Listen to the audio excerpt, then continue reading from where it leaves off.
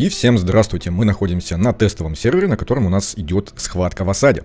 И у нас сегодня последний день, и у нас сегодня второй босс. Второй босс наш сервер вообще забил, то есть на игру, и очков, как видим, так и осталось в 2 раза меньше, чем на другом сервере, на котором игроки играют активно.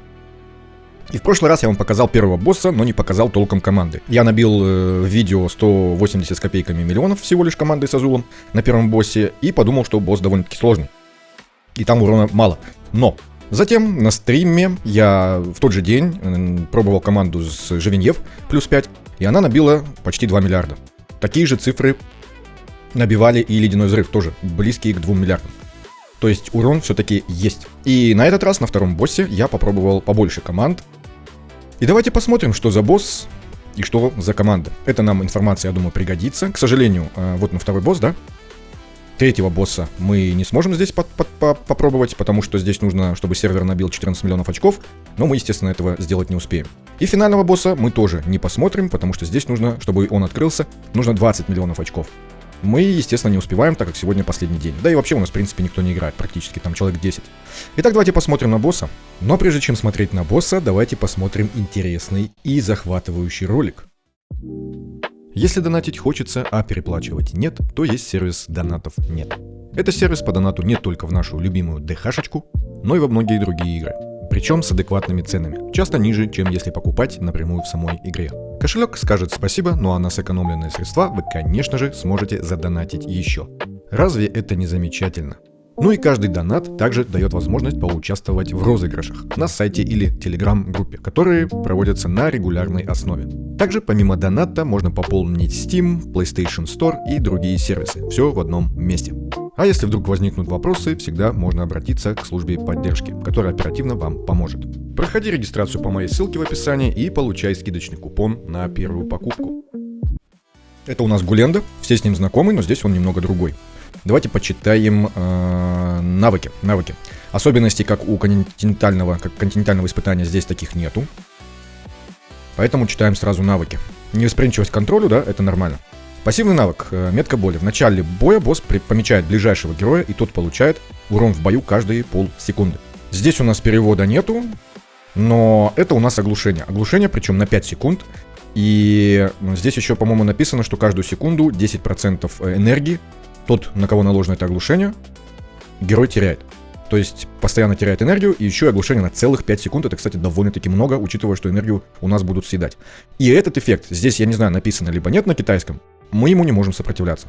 То есть я пробовал выкручивать сопротивление, здесь мы ему сопротивляться не можем. И второй навык, основной уже получается. Наносит всем врагам урон, а также накладывает состояние штраф к атаке второго уровня и запрет усиления на 10 секунд. Неприятное дополнение насчет запрета усилений, да? Но что есть, то есть. Из плюсов мы видим здесь вот эту длинную полоску, как мы видели на континентальных испытаниях. И сами понимаете, да, что здесь, я так понимаю, возможно замедлять его. То есть командой того же Ледяного Взрыва, через Виньяру, через сундук, мы здесь, я думаю, что сможем его замедлять. Так, чтобы он вообще ничего здесь не использовал. Ну, давайте посмотрим. Я здесь не углублялся в команды.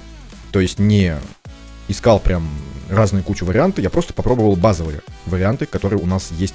Здесь у меня команда разъедания. Она классическая. Я не смог здесь максимальные характеристики выкрутить, но приблизил их как только смог к тем показателям, которые у нас бывают на глобальных серверах.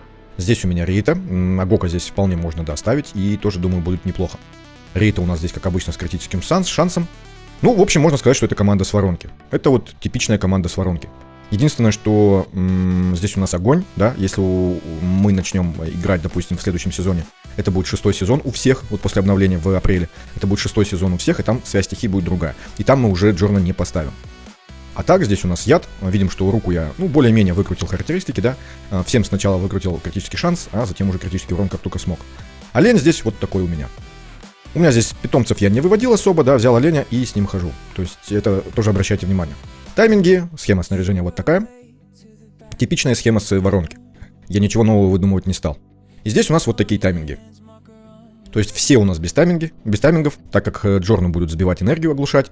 Рейта у нас с посохом, а Шмыгли убегает вперед. То есть она от Джорна получать заливку по энергии не будет. Ну и плюс ко всему ей выгоднее ходить вровень с Сакредей. Рук у нас без таймингов, потому что он имеет некоторое ускорение. Видим здесь 19. Не знаю, оно помогает, не помогает, я не высчитывал, честно. И давайте посмотрим, как происходит бой. Один раз, да, потом я больше показывать не буду. Здесь видим, что Джорн получает урон. Рейта замедляет босса, Джорн сбивает энергию, но все равно. Босс успевает сходить, естественно, да, потому что мы его не так, чтобы сильно замедляем. Ну и, в общем, цикл повторяется. Джорн у нас живет без проблем. Рейту можно настроить так, чтобы она очищала вот эти вот ослабления, чтобы мы не теряли урон. Ну и вот так вот весь бой. Джорна оглушают, съедают ему энергию, но иногда он успевает ходить, так как Рейта у нас замедлением занимается. Ну и все. Так вот по циклу живут они без проблем. Урон здесь вполне себе неплохой. Давайте посмотрим. Он здесь у меня был максимально 1 200 000 000. То есть команда с руком здесь играет. 1 200 000 000 у меня было. Команда с руком играет. И опять же, если поставить какого-нибудь Агока, ну, скорее всего, будет хуже. Потому что босс накладывает запрет усилений, да? И, соответственно, наложить там неуязвимость, допустим, и полечить Агок не сможет. Но думаю, что будет не сильно хуже. Но хуже. Тем более, что замедлять Агок тоже никого не будет. И продлять там разломы, все вот эти ослабления он тоже не будет. Это первая команда. Вторая команда.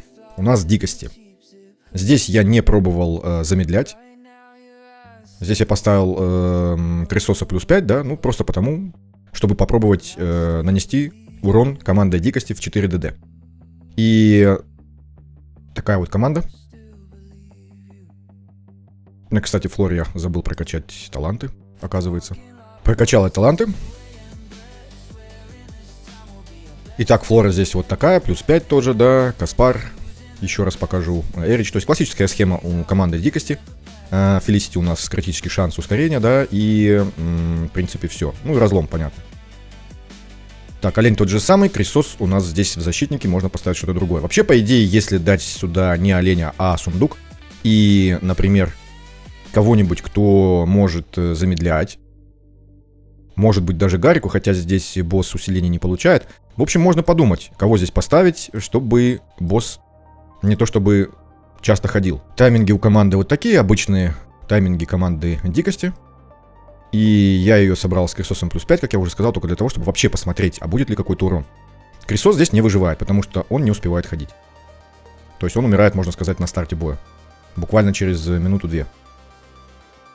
308 миллионов они нанесли, кстати, и они выжили весь бой, ничего себе. Но урон видим, да, учитывая, что Флора плюс 5, и здесь Крисос плюс 5, это совсем не то, что мы бы хотели видеть. Но 308 это уже совсем неплохо, и учитывая, что они весь бой прожили. У меня такого, кстати, не было еще. Поэтому это самый удачный бой был. Следующая команда, команда Ледяного Взрыва. Она у нас здесь через Филосию и Финю. Схема такая довольно-таки обычная, да, то есть у нас шина на разломе, Филосия с этим сетом, сундуком. Билдель у нас максимум атака, критический шанс. Фредгунда критический шанс, критический урон максимально. Шина на разломе на заливке. Финя с посохом и с этим сетом. Так как боссу мы сопротивляться не можем этому оглушению, одна Филосия, допустим, здесь не выдержит. Натиск вот этот. То есть ее антиконтроль никак не помогает. А лечение кто-то должен ей обеспечивать. Финя одна, я тоже ее пробовал. Если поставить ее сюда, она тоже не справится, потому что ее постоянно будут оглушать, она просто не будет успевать лечить. Поэтому вот такой вот состав. Но эта команда набивает очень много, очень много. Даже с учетом тех характеристик, которые я показал, здесь получается 2 миллиарда. Я не знаю, в чем прикол, почему такой урон высокий по сравнению с той же дикости. Ну, разницы там в 7 раз, ну, быть точно не должно. Но она есть. Но она есть. Суслика вы не видите, да, а он есть. Поэтому вот 2 миллиарда, 150 почти, пожалуйста. Тайминги у меня вообще отсутствуют. То есть, если бы тайминг я здесь поставил, то если бы еще тут и Зорака поставить удалось, то это была бы вообще совсем другая история. Может быть, кстати, с Зораком можно будет справиться, если поставить какую-нибудь Виньяру и сундук. Но за счет чего они лечиться будут, за счет чего будет лечиться Виньяра, я не знаю. Но попробовать можно. В любом случае, 2 миллиарда это очень-очень серьезно. Следующая команда. Это команда через неустрашимых, то есть Живиньев. Такая вот схема снаряжения. Таймингов, опять же, здесь нету никаких. Я просто проверял урон. И мы здесь ставим того же оленя. Танкует у нас Ардред. Настенка вот такая. То есть здесь видно, что характеристики не очень хорошие. У Живиньев тоже не очень хорошие. Гиллиан у нас здесь такая вот с посохом. Таривол у нас со скоростью атаки. Тоже крит шанса немного. Я здесь не максимизировал урон. И арт-дред вот такая. Я и пытался делать сопротивление, но оно здесь не срабатывает. Просвещенность, ну то есть такой бардак у нее со снаряжением. На защиты мало видим. Но они здесь живут. Я пробовал ставить, допустим, того же Ирмуша. Он здесь плюс 5. Я пробовал его ставить, он здесь не тянет. То есть он здесь, когда на танковке, то босс слишком сильно бьет и постоянно держит его в оглушении. Поэтому он здесь не... В общем, он здесь не играет. Не позволяет поставить 4 ДД. То есть только 3. Может быть, есть какой-то вариант, или опять же через замедление, через какое-нибудь. Может быть, надо попробовать. В любом случае, команда наносит неплохой урон, больше миллиарда. 1 100 000 000. То есть, ну, как разъедание, допустим, примерно. Почему здесь так ледяной взрыв играет? Я не могу этого понять. Нигде особенность никакая не прописана насчет критических ударов, либо слабости какой-то ко льду. Но вот так вот. Давайте еще раз. Ну, вот как-то так. 1 200 000 000. Тайминги, может быть, конечно, помогли бы улучшить ситуацию, хотя в бою они, в принципе, срабатывают так, как надо. То есть Настенка вместе с Живеньев, да, и Таривол. То есть они одновременно ходят, и все, в принципе, срабатывает вовремя. Может быть, я с талантами тут что-то не так поставил, может быть. Но урона пока вот столько. Команда с Азулом. Команда с Азулом играет здесь так же плохо, как и на прошлом боссе. Здесь у нас есть Эстайон, здесь у нас есть Берингар, который может лечить, да, с помощью своего пассивного навыка. И мы можем посмотреть. Весь бой они живут, но урона нету. Учитывая, что Азул плюс 5 и Эстайон тут имеется, ну, я думаю, что это довольно-таки слабо. Я не знаю, может быть, я что-то прям совсем неправильно настроил. Ну, вроде бы и атака есть, и просвещенность есть, и талант, да, и артефакт. Вроде бы все на месте. Но как-то так. Дафна здесь куча атаки с сундуком, то есть, ну, Берингар. То есть настолько плохо, ну, наверное, не должно быть. И Аспальта вот такая. Эстайон вот такая. Таймингов здесь нету у меня. Они вроде бы как и не нужны. И последняя команда, которую я протестировал здесь, это у нас команда призыва. Она здесь наносит больше, чем Азул, но тоже не очень-то и хорошо.